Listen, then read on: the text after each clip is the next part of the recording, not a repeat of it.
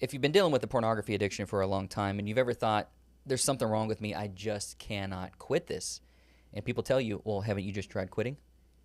It's not that hard. What we want to tell you today is that there's a lot more going on under the surface than we're often aware of. So when we say can't, that means a whole lot of different stuff. Absolutely. This is not just a moral struggle. This is not just a thinking struggle. There's actually something going on in our bodies that make this battle so hard. And we're going to talk about it today.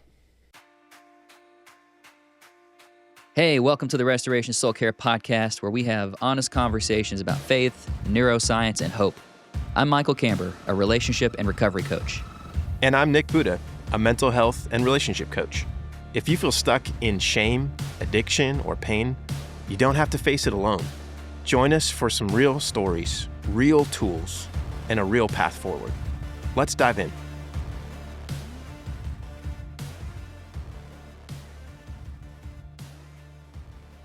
Well, Nick, welcome back to the sauna, a.k.a. our recording studio. The heat's on. We can't turn it off. It is 85 degrees in here. It's so hot. So you see some perspiration coming from our brow or our hairline. Yeah. Just know. Thermal therapy? Thermal therapy. It's kind of like hot yoga. Hot podcasting is the new form of therapy. Mm-hmm. I have no idea what I was going to say. It's okay. I was going to say, we have control over this. We could take our sweaters off. Whew. Not going to. Yeah, it's all right. I'm very cozy. It's a quarter zip day. Quarter zip day? Man, yes. And our RSE fleece. You Goodness, it feels like a blanket. And you came prepared. Yes.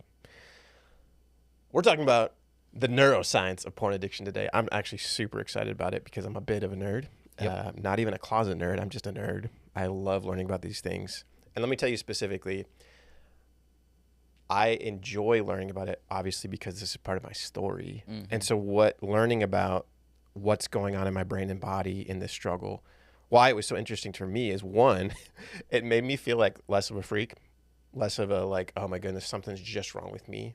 But it actually quantified, this is exactly what I'm experiencing. So it made me feel a little bit more, I don't know if normal is the word, but it made sense of my struggle. But the other thing I loved learning about with the body and brain connection and all that's going on is it also opened my eyes to ways out. By understanding this, it's like, oh, this is a whole realm that I haven't even tapped into in my recovery. And we're going to talk about that today. So I don't want to give too much away. I'm really curious because you just referred to yourself as a nerd and then you tied it into neuroscience. Yes. Which I think most people go, oh, yeah, totally fine. That's a healthy nerd. You throw Lord of the Rings and Pokemon and Ninja Turtles at me, and it's like, this guy is a total tool. Look, no, there's different badges of honor for being a nerd. So, okay. Like, could be. Because you initiated taking your daughter and me and my daughter to go see Fellowship of the Ring in theaters. 25th anniversary. Yeah. I may or may not be dressing up as Gandalf. This is yet to be seen. Stick around. Follow us on Instagram. I will absolutely post pictures of Nick dressed up as Gandalf if that happens tonight. It's going to happen. I just haven't secured a beard yet, so I might have to do my baby one. Do you think Gandalf always had a beard? That's a great question. If you're out there listening and you're a massive Tolkien fan, I'm going to refuse the word nerd. If you're a huge Tolkien enthusiast and you have the answer to that, please comment in this video. Let us know. We would actually really like to know. Yeah. Let's start here. For the average person, I don't know if we give much thought to how our brain works. I think maybe at a low level, we all agree that like we know that the brain is kind of like the command center of our physical being. Like anything that goes on there, if the brain is compromised, we are compromised. Yeah. And it also the opposite is true. If our brain is working great, usually everything else is working pretty good too, or at least can function the way it's supposed to. Here's what's interesting to me, a couple fun facts. If you put your two fists together like this, that's about the size of your brain. And it's more of a spongy thing. I think only weighs, it's a matter of ounces. So your brain? Yeah. Oh, I thought it was like 7 to 8 pounds. Fact check. Pause. I think, let's put it on here. Okay, how many pounds do you think? I thought it was less than 3 pounds. I thought it was 7 to 8. Okay, we're gonna Maybe it's do 7 to this. 8 ounces. How much does the average brain weigh? AI says 1.3 to 1.4 kilograms That means nothing. or 0.77, 0.88 pound, less than 1 pound. You were right. It's really light, and a lot goes on in there. Hold on, you said 0.77 to 0.88? Yeah. Okay, so that's where I got my facts mixed up. So it was a 7 or 8, Yeah. but it was actually point. Yeah. Okay, you're right, Michael. It was good. Okay, so and here's what we're going to talk about today. The two main aspects of the brain that we want to focus on. They're not the only aspects. And let's do more of our hands thing. You ready to do Do the it. hands thing? So if you take your hand, tuck your thumb inside your hand and make a fist around it. So the two aspects we want to talk about today is that thumb piece, which is incredibly powerful. They call it the whole collection of pieces, the limbic system. Yeah, you can. Yeah. I don't know. It was making me nervous. I'm going to sit like this the entire episode. Yeah. Your brain. Don't The screw it limbic system, incredibly powerful. So it handles things like emotions. It handles a lot of our hormone responses, like sending signals. Mm-hmm. And especially, it's often known as the fight or flight system because that's the part that, or the system that is engaged when we need to survive. Like a bear is running at us or a train is rapidly approaching, and we're like, oh. This is the fight or flight. Yes. This is the lower brain. Yes. Closer to the brain stem. But yeah, it is, let me say this, to the other parts of the brain that are more of your reasoning functions, your discerning, this part of your brain has the ability to completely bypass it and basically shut it down. To say, in this moment, we are just going to survive. Mm-hmm. Which, praise God, We have that. this, because I'm trying to think of the scariest experience I've had in a while, but goodness, if I didn't have that part of my brain working, here's the common example I just use for people of how powerful and how quick it responds. Are you jumpy? Like, do you get scared easy? Not really. Okay. I love to scare my sister and some of my daughters. Some of my daughters hate it. But if you're like hiding behind the corner, you jump out and you're like, rah!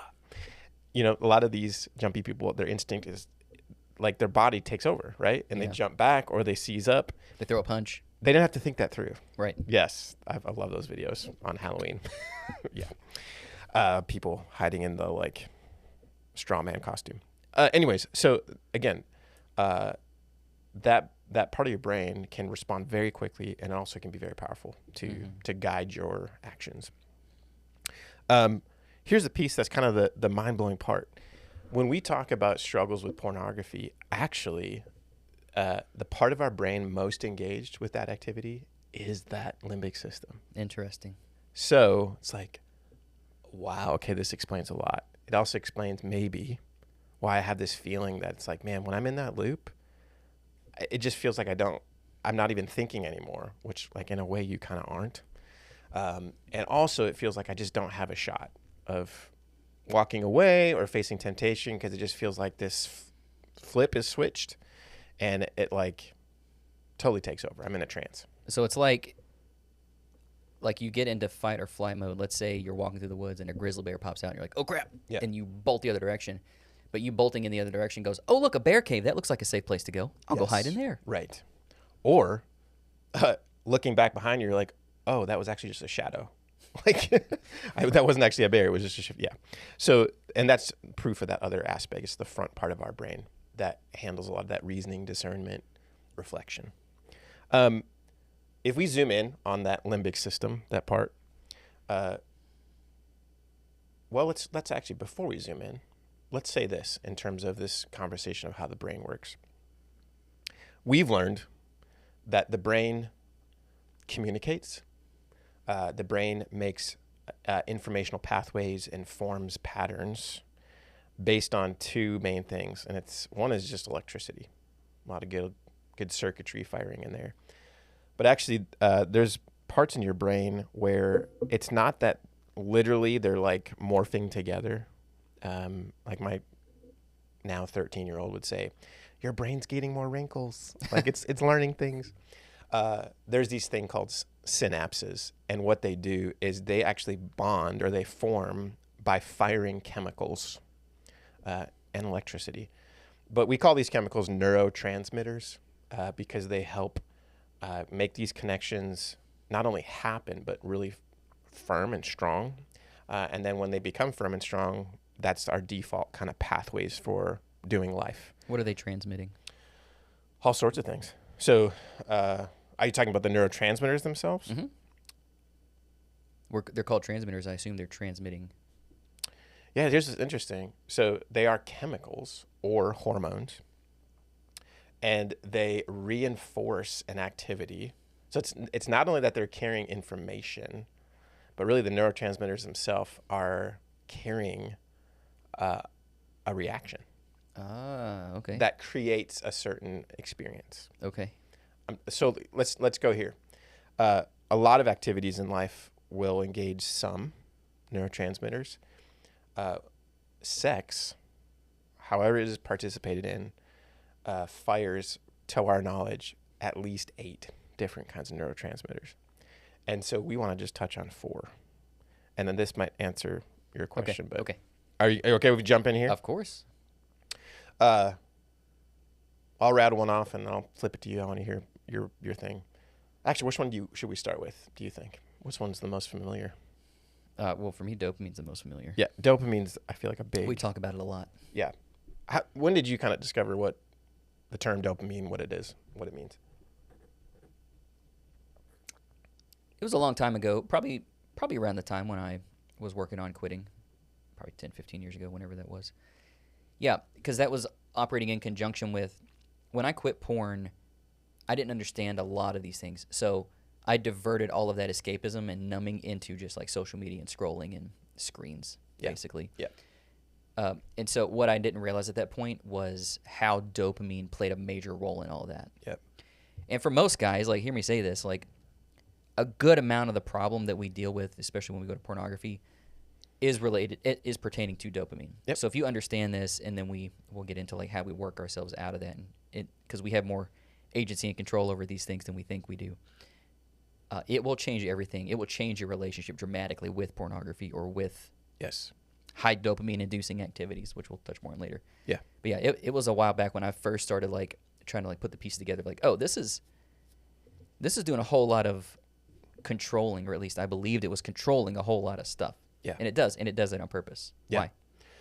Well, so, man, it's still being studied, but among things that we do know, dopamine is, you talked about what does it carry? What is it transmitting? It carries this sensation and this result in our body where we have increased drive and motivation. And it does it by, initially, actually, dopamine gives us this really good feeling. It's kind of like a pleasuring feeling. It's not completely a pleasure chemical, but it has a pleasing result to it. But the result of dopamine is, ooh, I need to pursue that. Yeah. And it's awesome, again, that God created this. I think about from the beginning of Genesis, we are created to be cultivators in the midst of a hard, and God knew, a broken world. So the fact, like, even our early people, I'm thinking early Genesis after sin happened, like, God said work and providing for yourself and protecting yourself would be painful. And so in the midst of that pain, what's going to keep me going? Well, among some of those things can be dopamine. It's like, sucky day today, but man, my family needs to eat. My family needs to find shelter. And so this dopamine drive is saying, like, let's keep going. There's something good going to come. Yeah. Here's what's so beautiful about dopamine. It's not just basic needs like that. And it is actually connected to like our hunger cycle. Like we need food or sleeping. Like I need to rest. But something good like sex that God has created engages our dopamine, the release of dopamine as well. Yeah. Also a misnomer with dopamine is like people talk about getting a dopamine hit. And that's actually not true. Dopamine is constantly being kind of released as in I think of like an IV. It's like a slow drip. The drip, yeah. But you do get flooded with a wave of it when you do a activity like pornography. Or I don't know if you could argue. Sometimes during sex, it could come in a greater amount. Yeah. Here's what really pissed me off about dopamine when I really understood it, is that it has nothing to do with the reward. It is all about the pursuit, meaning you get the drip, you get the hit of dopamine, if you will, all during the pursuit. Yes. So think about this. If you've ever been on a pornographic website and you find yourself scrolling endlessly through different videos or different content, looking, that's where you're getting all the dopamine.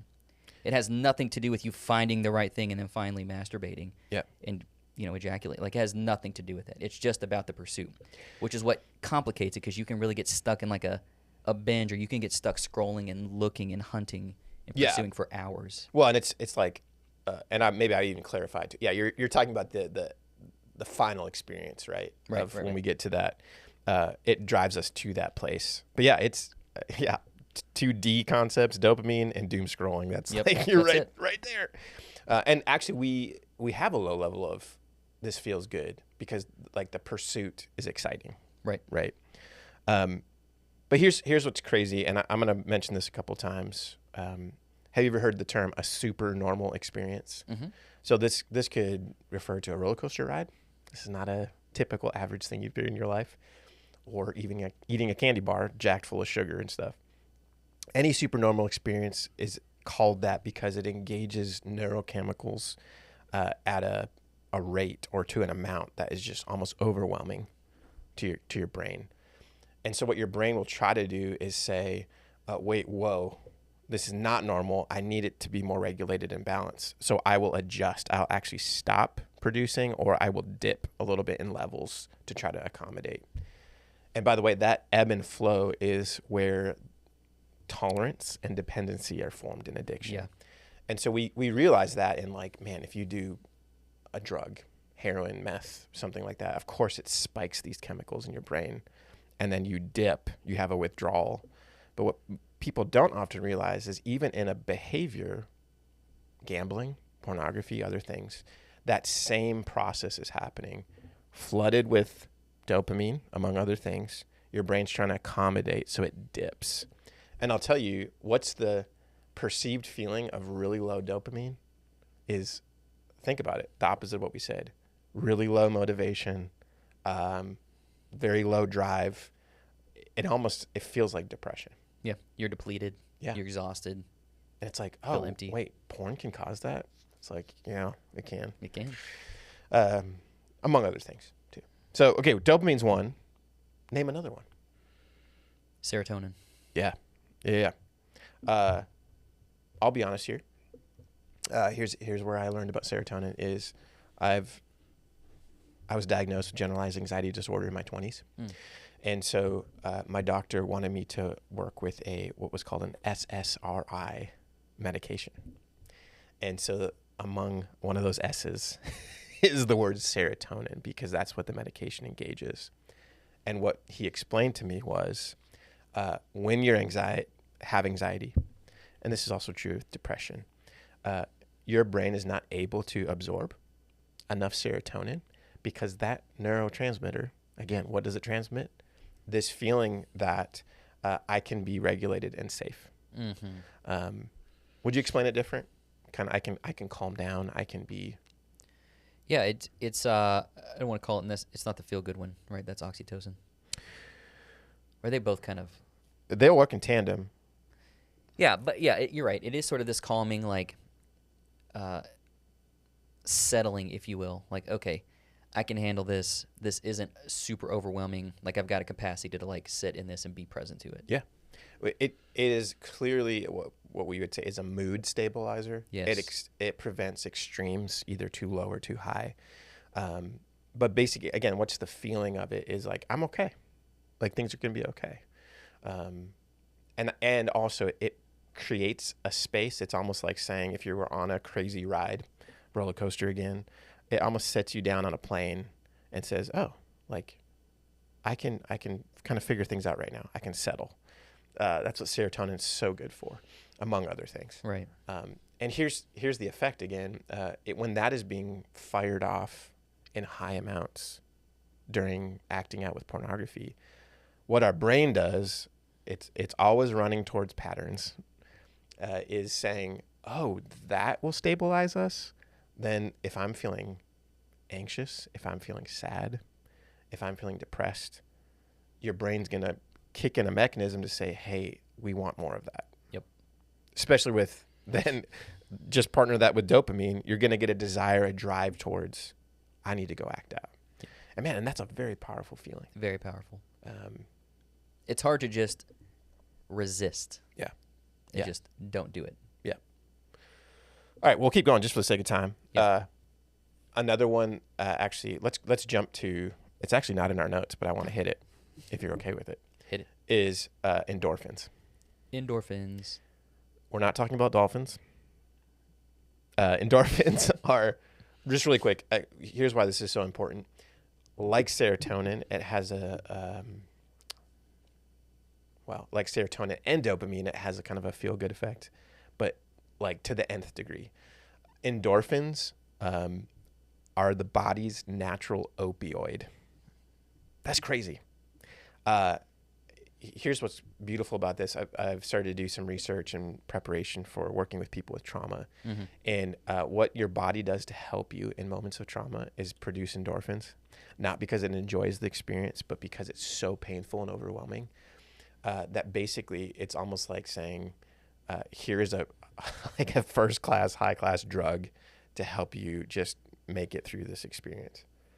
But there also are pleasurable things that produce that neurotransmitter as well, and it's basically like getting high. Yeah, it's like even the worst possible thing could be going on in my life, but if I fire off some endorphins, I'm like, I'm fine. Yeah, and it almost actually has a numbing effect to it, like it disconnects us from reality, because we just are kind of artificially given a sense of pleasure. But it's, again, another powerful effect. What does it carry? This feeling of like, ooh, that feels so good. Yeah, it's relief. Yeah. It brings relief. Hit another one. Norepinephrine. If you're a nurse, you definitely know this. What is it? We call it adrenaline. Adrenaline. It's the alert transmitter. Yep. Can make you super focused, super intent. Arousal. It's tied to arousal. Yep. I'm paying attention. It's actually again, it's among another chemical called cortisol. It's released right in the morning. It's what wakes you up. It makes you feel alive, like aware. Helps you lock in. Yes. And again, I hear about a lot of studies of like college students. They'll try Ritalin because it's like, oh, I need to study for that exam and stay up all night. But then they get stuck on, man, Ritalin's really nice for just making me feel on. Not like a crazy level, but just feeling like alert and sharp. Porn can create that effect just by releasing norepinephrine, again, partnered with these other neurotransmitters. And so it becomes this dependency again of like, porn regulates me. It kind of helps me refocus, re-go. And so, man, we've already hit 4. I thought we were only going to hit the 4. The fifth, which actually you mentioned earlier. Earlier, yeah. Let's just hit this one real quick, is what's called oxytocin. And it's a bonding. The transmitting effect is it creates a bond to, here's what's interesting, to either another person or a thing. This is what I didn't realize at first. Oxytocin is actually released when a mother gives birth to their child, to both the child and the mother. And it helps some of that initial, like, this is my child. Like, I feel defensive. I feel like this desire to care for attached. I'm attached. Yeah, attached is a great word. And then it also is released during breastfeeding, nursing. But the other action that releases it the most is, of course, sex. And you're like, okay, awesome. Makes sense, because if God created sex to, let me use biblical words, create a one flesh union, like that action is going to contribute to that glue of that relationship. But here's the thing that can be distorted and twisted is our body doesn't know the difference between a healthy sexual relationship in a committed relationship versus I'm acting out to a fantasy or pornography. Yeah. So what actually we become bonded to is a non-human entity, like a non-human experience that is void of any kind of relational capital. And why that's so dangerous is because our body and our brain get the sensation that I am relationally safe, I'm relationally taken care of, when in reality, in practicality, I have no relational support. Like someone's not actually caring for me, showing up for me. And so that's what's so dangerous about pornography is over time, my oxytocin and that reinforcement is associating with this particular thing at the expense of an actual relationship. That sounds demonic when you put it like that. Let me put it in a different term, because this is another mental health condition. Have you ever heard of like even an adolescent clinging to a blanket or a, what do you call the... Passy? Yeah, pacifier. Sucking their thumb. Some of the neurotransmitters behind that is actually the most prevalent one is oxytocin. So they've attributed an attachment to, a bonding to this object or this thing. And it's like, hey, that's going to rob you. Like if you don't do the uncomfortable work of actually then engaging as an adult, a mature person to learn what real relationship looks like, like instead of just depending on a blanket to feel secure and to feel nurtured, wouldn't it be even more beautiful to have a relationship that backs that up? It's almost like pornography becomes our pacifier. It becomes our blankie. And it kind of locks us in immaturity, and it robs us of the absolute richness of another relationship with a human being. So, yeah, I ranted there. No, that's great. That's well put. So let's do this. So help me, if you can sort of sum all this up, thinking about these five neurotransmitters, how they fire, how they wire when we use pornography habitually.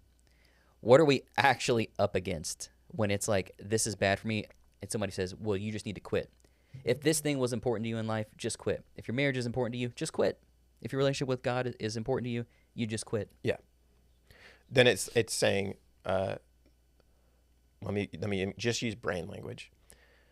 All those sentiments, as good as they are, as well-meaning as they are basically saying, can't you just use the front part of your brain enough to shut down the limbic system? And you know what's interesting? We don't ever say that to somebody who has panic, like a panic disorder or a panic attack. Like, can't you just figure out, like, calm down? There's nothing to actually worry about. That's not what you do with those people. Yeah. And I think I'm not trying to say it's the exact same, but in the repeated cycle of your limbic system taking over and flooding your brain and body with chemicals, you don't stand a chance. Like the work that needs to be done is regulating those things and preventing that dependency on supernormal experiences. To just stop, what we just said is your body is naturally, when it gets flooded with those things, your body has already adapted and it has become dependent on supernormal experiences. So to just stop almost feels like to do something harmful to myself. Yeah. Because your body is adapted to say, okay, this is my new normal, these big peaks, and going to pornography is my normal. It's a rhythm and a thing that has become part of my functioning for, let's just go for motivation, for alertness, for feeling stable in my mood, and also feeling relationally secure. Yeah. Okay. Yeah. Like, I'll just stop that. Yeah. Just stop. And that's why you've mentioned over and over, I think you said, like, I don't know if you have a statistic behind it, the amount of guys that can actually go cold turkey. I make up a statistic just to prove a point. I don't know if someone's actually collected data on that, but I'd love to see it. And well, here's the thing. Here's the study that should happen is of those guys that have said, yeah, I stopped this day. I just stopped doing porn, stopped masturbating. What did they replace porn with? Yeah, that's a great So question. they go to food or they go to another behavior to re-engage those same chemicals. Yeah. So did they actually go cold turkey? No, they didn't. They traded one behavior for another. Yeah, they did. Like you said, that was my story.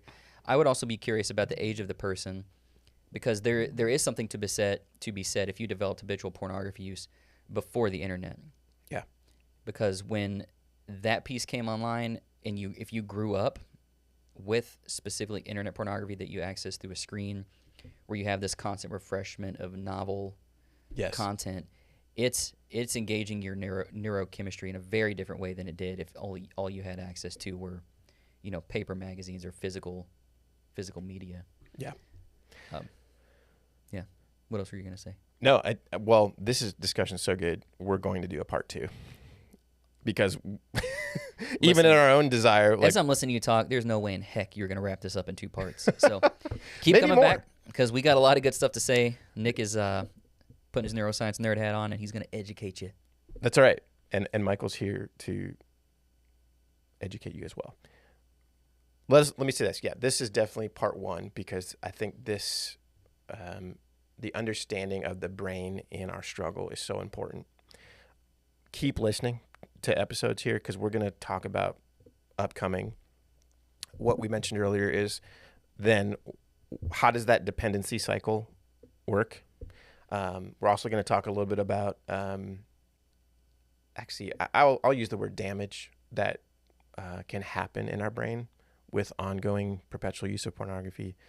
But most of all, we're going to dedicate some time to talk about, with a knowledge of these things, how does it actually help us to find freedom and restoration in our lives? So stay tuned for these. How do we reprogram? How do we rewire? Right? Yes. We'll get into all that stuff. So I know we're sort of leaving you hanging. We put you in a headlock, and we're saying you got to stay here. And most importantly, we are going to get a little model of a brain to put up here. We didn't have time to Amazon it in time, but the hands things were good today. Yeah. Before we go, I want to take a moment to share briefly some feedback, because I am terrible about asking for feedback for people that we coach and we work with, because that's not really our motivation. Our motivation is to help people without getting pats on the back, so to speak. Yeah. But anytime a client or somebody we've worked with offers some encouragement or some things, I always have to be like, hey, I think I'm supposed to ask you to write that down. So somebody offered some kind words recently after a coaching session, so I just wanted to share that with you. And because maybe this is you, and maybe you're looking for this too. He said, having Michael as my recovery coach has been the best investment I've ever made. And I told him, I said, that sounds really dramatic, but could you write that down and say something that do you actually mean that? And he goes, no, that's how I want to say it. I believe that that's true. He also, I said, hey, could you clarify what was particularly helpful or transformative in this? And he said, I have begun to understand that pornography is a symptom of a deeper issue. Throughout this process, he's learning not how to fight pornography, but why he used it in the first place, which we talk about all the time. And then he said, I'm also learning that sobriety is more about connection, honesty, and living a fruitful life rather than constantly fighting and running from pornography. That's good. Yeah. Michael, this is your note as you're editing to splice this in the middle of the episode and not at the end.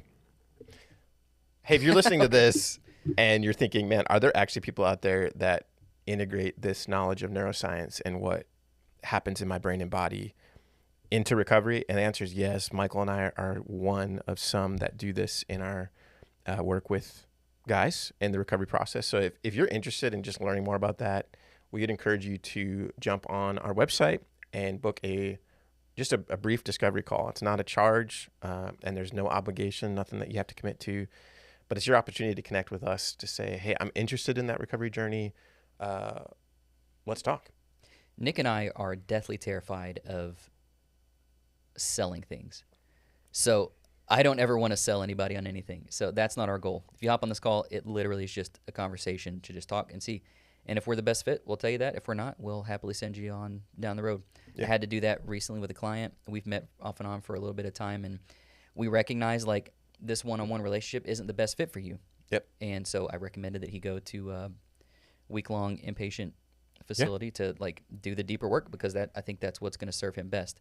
And that means handing him off to somebody else and trusting him with somebody else that's not me. That's right. And I'm for that, because that's what's going to be best for him. Even though it doesn't result in me getting paid, it doesn't result in me helping this myself for anybody. What we're after is for people to find healing, couples, guys, even women, and how we accomplish that goal is a variety of things. So yeah, that's what we're looking for at the end of the day.